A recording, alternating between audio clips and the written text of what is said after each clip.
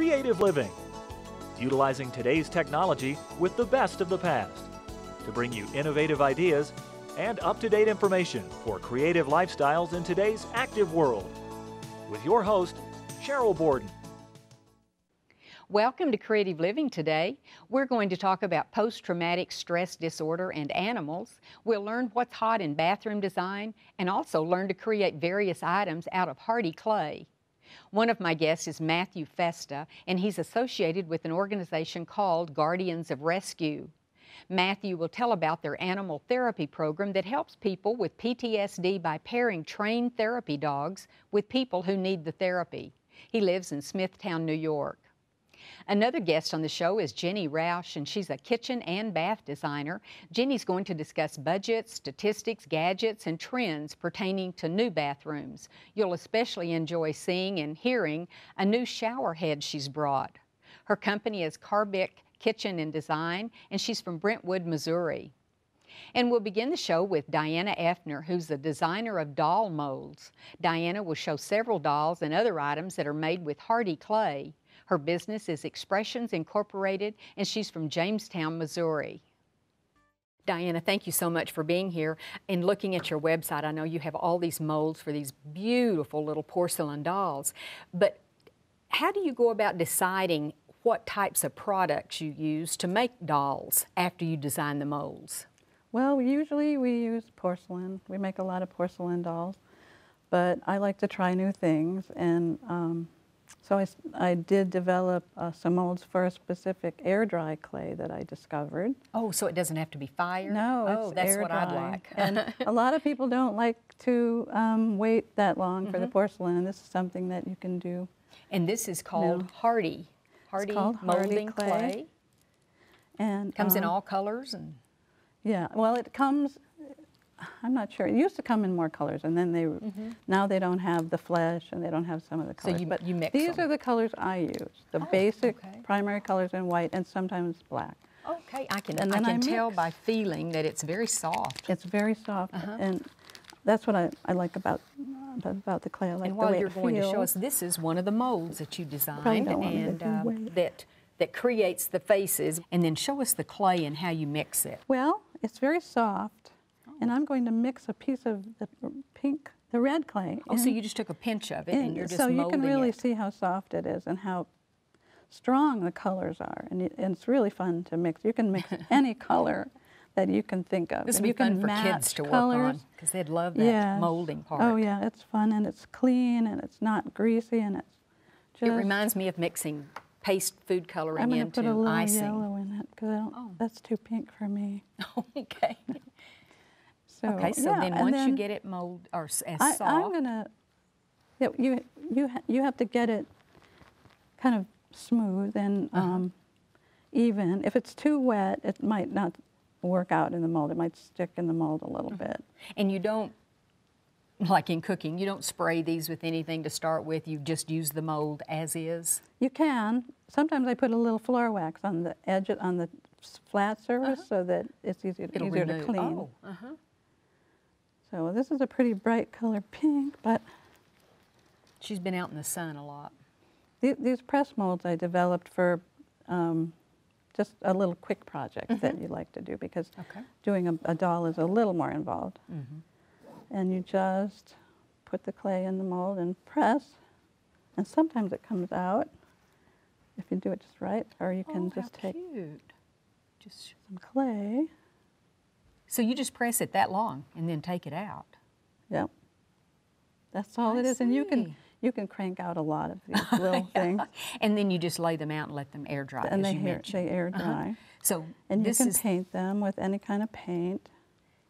And now let's go back to the doll, because this was one of the first items you created using this technique with the hardy clay. Of course, I'm a doll artist, so the first thing I thought was we could make dolls out of this clay. So I developed some molds, and this was the first one I developed. And we're talking not about the big doll, we're talking about the little bitty doll she's holding. Because it's very lightweight, so you know. And it's put together with pipe cleaners, those craft pipe cleaners that they use. It's just the body parts are separate, and then the legs and it's arms. attached I attach the arms and legs to the little torso, and then we have instructions for this doll on our website, expressionsdolls.com. We have and people can just download these, step-by-step. can't You they? can download the instructions, and there's a pattern for her little dress. And oh, that's helpful.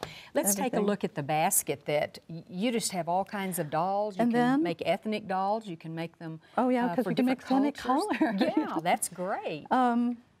Ballerinas, you've got a kitty, Right. all kinds. Yeah, then I developed the ballerina body, and I have different heads that fit that body. I have a rabbit too, but I didn't bring him, her. And I like you've got sort of the Santa Claus face, you've got the old woman. Yeah, that's some of them need Bryn's. Her have had a name is- better hair day. Yeah, some of them are Those the are red hat ladies. Oh, I see, yes, Okay, then let's take a look at these. You said basically you have molds for about 5 different facial This designs. press mold, this simple one-piece press mold, is available with 5 different characters. Oh, okay. And I can tell you what character they are. And this one? That one I call artsy. This one? That one is peaceful. Peaceful. That one's cool. That's cool. He's cool. That one's happy.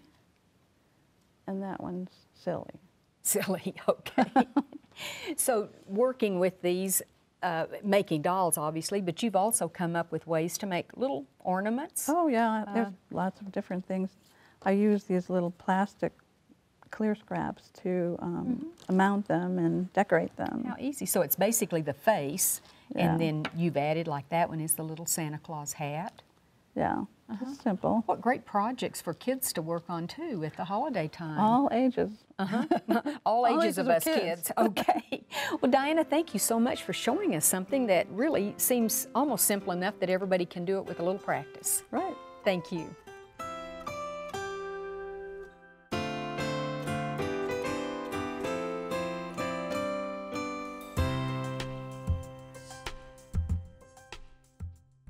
Jenny, thank you so much for being with us today. I'm just so excited to have a chance to pick your brain about all things interior, so to speak. But I really was thinking that for a professional interior designer, that most people would hire one to help like with a living room or maybe a kitchen redesign.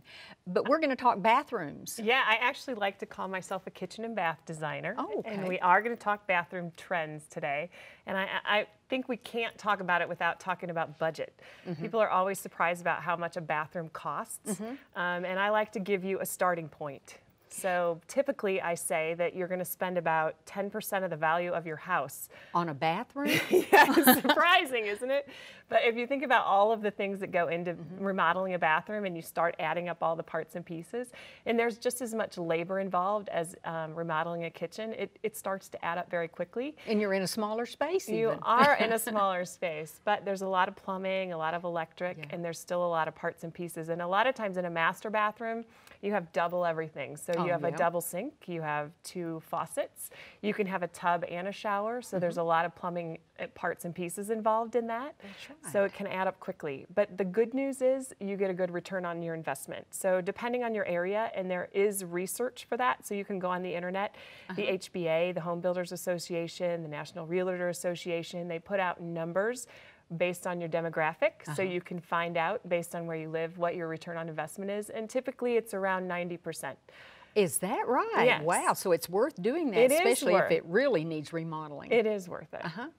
Well, let's talk about some, I love gadgetry, and I know there's new trends probably in bath design, just like there would be in clothing or Yes. new furniture or things like that, but I guess I wouldn't have thought it about being so interesting. But I think people are going to be surprised when they see some of the things that you have to show. Yeah.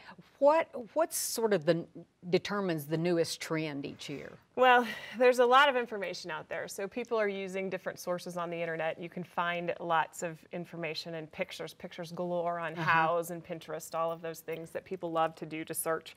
But some of the emerging trends would be like hotel bathrooms, for instance. People like some of them are just fabulous. Yeah. It's fun to travel. Yeah, so I have a good picture here. This one looks very similar, a little bit more glamorous, but maybe something you'd find at the Ritz or a high-end hotel. This clean-lined look, it's a little bit more contemporary, but something that makes you feel like you've been on vacation in your own bathroom. So maybe you can't travel, but every time you go into the bathroom, it makes you feel like you're on vacation. So a hotel bathroom trend, high contrast is very popular. So this kind of shows that. So we're doing a lot of that in bathroom remodeling And right I now. noticed it's a whole lot less cluttered than mine at home. Well, So I think we want to, that helps us to understand what we would feel like if we could maybe get rid of some of that stuff on the countertop. yeah, exactly. Well, I'm sure if the homeowner was actually home, and it might be a little bit more cluttered than this, but I yes, guess you're absolutely. right. Oh, this is beautiful. That's the blue-gray trend. Again, high contrast. You notice that from the last picture, but grays and blues, very popular. Kind of coastal feeling. Again, it goes back to that vacation idea. Oh. So this is kind of a blue cabinet, white marble. It makes you feel comfortable. You'll see a lot of that in color trends, even in kitchens. So if you're surfing pictures, and luckily the cabinet manufacturers have caught up with that, so they give us a lot of options now, different shades of blues and grays. Oh, blues and grays, okay. Contemporary is also a hot trend. Is that because it's usually cleaner lines, smoother, or Well, what? bathrooms, yes. Bathrooms, we want to go in, get out. We want to clean it easily.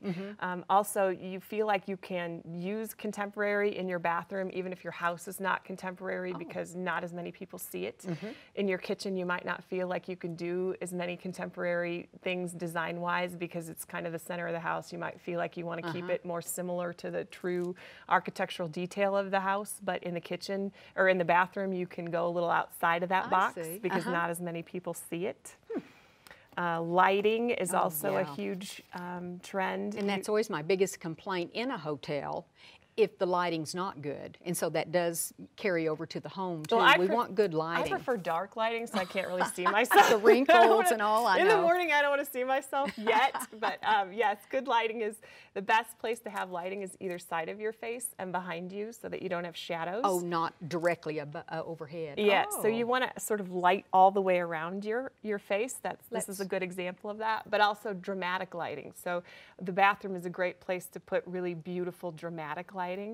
So this is a good example of that. And then not having that mirror all the way across, breaking it up with two beautiful decorative lights. And what's the purpose of the mirrors being separated? You say that's just a trend? It's a trend. It's more furniture-like so that you don't feel like it's just a big wide mirror slapped across there. I like it better too. Oh, freestanding tubs. freestanding. Yes. Again, it just is more luxurious. It's a different way of handling it. It's more furniture-like. Furniture is also a trend, kitchens and baths. It's a freestanding piece. Anything freestanding makes us feel like it's a little bit more furniture, less fitted. It's just a cozier feel. Again, you have a decorative lighting piece here. This looks more like over the dining table. Yes. You know, I'm surprised to see it in a bathroom. It's very dramatic. It is. It's very dramatic. Lots of drama. Another trend is the water, the color of the water. So in a lot of these bathtubs, this is actually an air tub. You can see the controls on the wall there.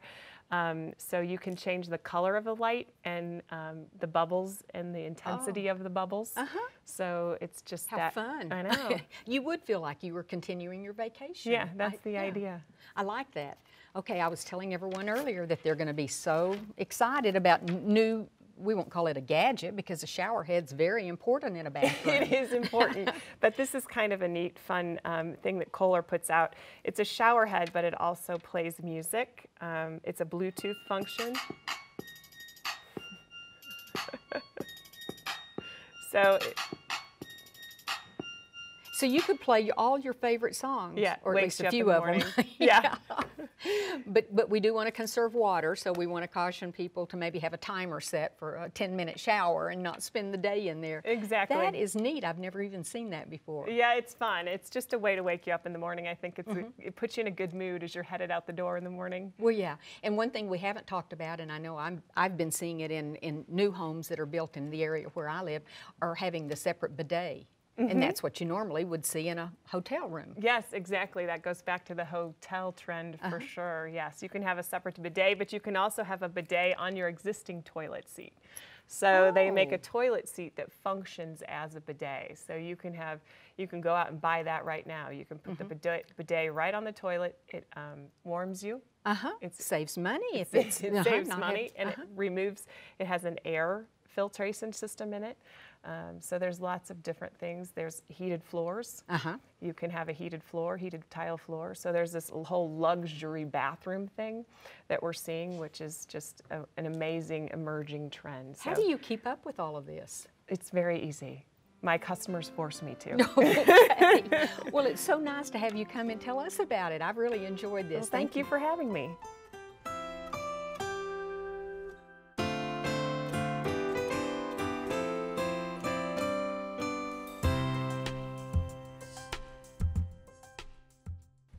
Matthew, thank you so much for being with us. I enjoyed reading the website about Guardians of Rescue, and I know that I feel very compassionate about trying to find animals. I've had dogs and I have cats, and I grew up on a farm, so we always had lots of animals around. But tell us briefly about what the Guardians of Rescue do and where all are you located? We're based out of Long Island, New York. The Guardians of Rescue are about compassionate action when it comes to animal rights and welfare. Well, we go way out of our way to help people keep families together when they can't afford vet bills. We'll raise money for them. We try and educate children into the compassionate way of treating and dealing with animals. Basically trying to keep shelters from being overloaded. We do a lot of work with the military, bringing their dogs back from Afghanistan, and PTSD therapy dogs. Very important. Very important. That's what I'd like to talk to you about. I've heard about, you know, people getting permission in hospitals to take the patient's pet in and how much good it does. And but I hadn't thought about the military aspect of it. How did you get involved in that part of it? We actually got a phone call from a woman whose brother was a Green Beret in Afghanistan, and while on patrol, they found 2 puppies, and they snuck them back on base, and they just. From what it's a consensus among the soldiers we've helped that the dogs are their apple pie. They remind them that somewhere in the world, life still has a value and love still has a place in the order of things. When they get either redeployed or when the dogs get found out, because they're not allowed to have non-military pets on base, the options are very limited. You're in a war zone. It's basically euthanize the dog is usually the outcome. We work with the only animal shelter in Afghanistan. It's run by a Royal Marine Commando named Penn Farthing. He expatriated to Afghanistan after his tour of duty was up from the Royal Marine Commandos to start this shelter. Because he saw the need for it. How important the dogs were to his boys. So now he takes all the allied dogs. If you can get the dog to Nowzad, he will keep that dog alive and do his best to get it back to the States. So we put it out, like Guardians of Rescue is all volunteer, and we rely completely on donations to do what we're doing. So we put it out to our friends and fans. This is what we want to do. We want to get these dogs back for these guys. And people, NASCAR teams have come out to help us bring these dogs back. We actually got Trigger was the dog. He was an Afghan Coochie Hound, about 70 pounds at 7 months old. Big boy, yeah. We flew him from Qatar to Kennedy Airport. We held him for a couple of months while his humans cycled back to the world, which wound up being Fort Lewis. So they have an adjustment period too, just like people. Well, a lot of times special forces, they take a little bit longer to cycle out from their tour of duty to go back to the world. They have to go from Afghanistan to Germany to Texas, then back to Seattle. So while they were doing that, we held the boy and we hung out with him, and then we reunited him. And when that dog saw his human, I mean, those 2 guys, and you talk about a Green Great Beret. reunion. Yeah, it was definitely a magnificent moment. Well, what about those, and we always think of military primarily, that come back with the PTSD, the post-traumatic stress syndrome, but it's not just military people. It could be any of us who've had maybe a tragedy in our life or some life-changing event. Well, being a New Yorker, I mean, the events of 9/11, yeah, that brought it to our attention, didn't it? Yeah, that really shocked a lot of people. And you know, when you're in the military, not that it lessens the blow of seeing something horrible, but you're taught you're gonna see something horrible, and you're gonna go to war. You know, an iron worker in New York, he's, you know, he goes to work one day and the next thing you know, he's in war. So. Right. But how do you train a dog differently to be positioned with someone that is suffering maybe from PTSD rather than just maybe if I adopted one? Well, you temperament test the animal. You know, you look at them. Some dogs are a little more aggressive, some dogs are a little more compassionate, a little more mushy, and you nurture that part of the animal. What's unique about these dogs from Afghanistan is when the soldiers save them, they're little puppies, and they grow up with soldiers. So at night when they come home from combat and they're going through that immediate soldier stress of the combat that they endured that day, that puppy grows up custom attuned to assuaging that specific soldier stress. So a lot of times these guys will have many years left on their hitch. They're going around the world. So to keep the dog in foster for years is just, it's unfair to the dog. We'll find other soldiers who are done with their deployment, done with their tour, adopt the dog to them anywhere in the nation. We actually had 2 dogs. One went to Hawaii, one went to Texas last week. And then we can show the soldiers that saved the dog a picture of their battle buddy at home on green grass with the soldier, his wife and his kids, living the life they always wanted for that dog. And just for them to know that their buddy that got him through all those rough nights in combat is with a brother soldier and safe and is going to finish his life with the American dream, it's really, it's what the Guardians are all about. Well, yeah, you bet. And I understand that if left untreated, people who suffer from PTSD can suffer lots of things, maybe from alcoholism to severe depression, but somehow these animals can prevent that from happening. A Green Beret from Vietnam, a gentleman named Tony, severe PTSD, the poor guy is really suffering. He adopted a dog that we sprung from the shelter. I saw this beautiful American Bull Terrier, and she just wasn't doing well in the shelter. We took her out, we assessed her, she was a wonderful dog. She relieves him from that stress. When he starts going through that picture in his mind over and over again, she'll touch her nose against his hand and snap him out of it. Really? Yeah, and his trips to the VA hospital have decreased considerably. Just to have that pure love, that pure compassion, that non-judgmental animal right there, and they know, they're custom attuned. They see you starting to go into that mental loop, and she will break him out of it. She will come over and push up against him. I was going to ask you, how do they do it? How are they trained to do that? Well, they just sense it. Yeah, they sense it. They love their person, they love their human, and when they see their human starting to go through that stress, their face starts to twitch, she comes right over and starts pushing on them and rubbing and, you know. Yeah, you're important. Yeah. You mentioned the veterans hospitals. Are these dogs then allowed to go when the person has a checkup or has an appointment? We have programs where we try and take the dogs and work them through to get actually therapy certified. We're working with a couple of veterans. We've adopted out over 24 dogs that we've gotten from Afghanistan to soldiers. And most of these guys, you know, they're combat veterans. They've been through a lot of really difficult situations. They see the help the dog gives them, and they want to share that with their brethren. So we have programs where we actually go through the motions to get the dogs certified so that legally they can be brought into hospitals and they can continue the therapy. So when they go to group sessions, they can spread that joy with the rest of their brethren. So there is a process that a person has to go through before they can't just take any dog they want to into a hospital for an appointment. That's amazing. Well, it's wonderful the things that you're doing. People can go to your website, guardiansofrescue.org, O-R-G, and maybe set up a group in their own local community, or if they feel so compelled, I'm sure you could tell them how to help you. Absolutely, and if anybody out there knows any soldiers, any service personnel that need help like this, the biggest thing is they don't know we're here to help them. No.